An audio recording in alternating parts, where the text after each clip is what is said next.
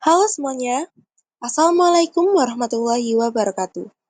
Perkenalkan, kita dari kelas KA 2023 dari kelompok 4 yang terdiri dari Sylvia Dwi Cahyani dengan NIM 085, Adinda Zalianti Azhara dengan NIM 126, dan Tia Amelia Putri Faiz dengan NIM 162.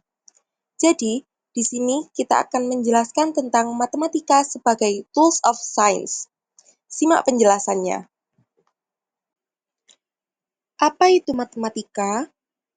Matematika adalah mata pelajaran yang sangat dibutuhkan dalam dunia pendidikan. Mata pelajaran matematika selalu disiapkan mulai dari tingkat pendidikan dasar hingga tingkat pendidikan atas. Mulai dari TK, SD, SMP, SMA atau SMK, bahkan tingkat perguruan tinggi pun masih menghadirkan matematika sebagai mata pelajaran wajib yang harus dilulusi oleh mahasiswa. Bahkan pada tingkatan pendidikan anak usia dini atau PAUD, anak sudah dikenalkan dengan bentuk-bentuk angka sebagai simbol dasar matematika. Matematika adalah bahasa yang melambangkan serangkaian makna dari pernyataan yang ingin kita sampaikan.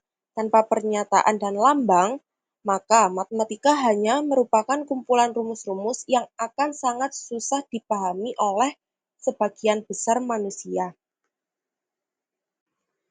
Matematika sebagai tools of science terbagi menjadi 3 bagian, yaitu ontologi, aksiologi, dan epistemologi. Ontologi matematika adalah ilmu matematika yang membahas mengenai hakikat atau keberadaan matematika, yang terdiri dari konsep bilangan, konsep ruang, dan fungsi yang dianggap sebagai realitas ideal.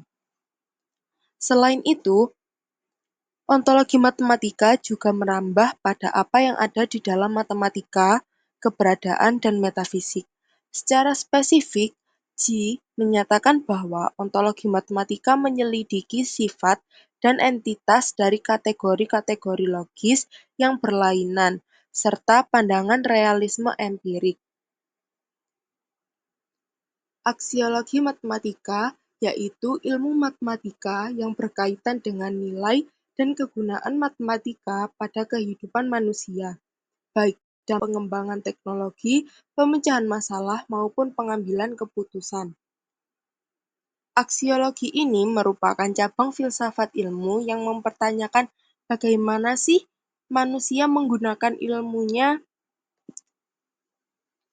Epistemologi matematika adalah ilmu yang berfokus pada bagaimana cara kita dapat mengetahui dan memahami matematika.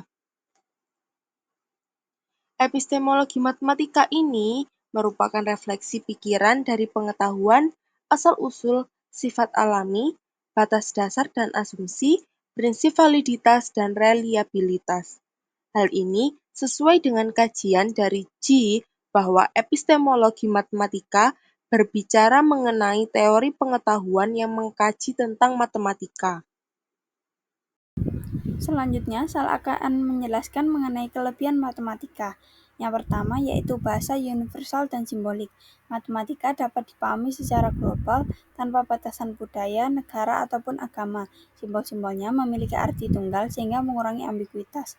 Yang kedua, efisiensi dan komunikasi ilmiah. Melalui simbol dan rumus, matematika mampu menyampaikan informasi secara singkat dan tepat dibandingkan dengan bahasa verbal yang rentan menimbulkan kesalahpahaman. Yang ketiga, matematika bersifat konstan dan konsisten. Matematika memberikan dasar logika yang konsisten, membantu menyusun argumentasi yang akurat, dan dapat diverifikasi. Yang keempat, matematika sebagai alat prediksi dan pengukuran. Matematika memungkinkan para ilmuwan untuk memprediksi fenomena alam, mensimulasikan kondisi tertentu, dan melakukan pengukuran kuantitatif yang presisi. Selanjutnya adalah kelemahan dan solusi dari matematika sebagai tools of science. Matematika sebagai tools of science memiliki kelemahan. Yang pertama yaitu kesulitan dalam penyajian data. Untuk itu, solusi yang dapat digunakan yaitu menggunakan statistika. Matematika dan statistika adalah dua hal yang berhubungan. Statistika dapat menyajikan data dari perhitungan ataupun data dari eksperimen. Yang selanjutnya yaitu matematika sebagai tools of science masih bergantung pada asumsi teori. Untuk itu solusinya kita dapat melakukan pembuktian dengan eksperimen atau percobaan. Contohnya dalam percobaan kinetika kimia.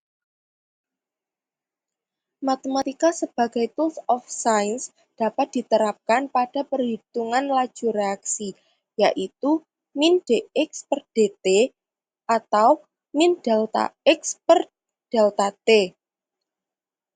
Seperti pada data yang tertera pada tabel, didapatkan analisis data setelah perhitungan, yaitu laju reaksi akan menurun seiring waktu karena konsentrasi per reaksi semakin kecil.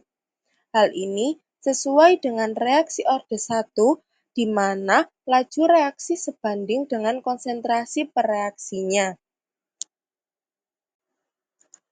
Baik, sekian penjelasan dari kelompok kami.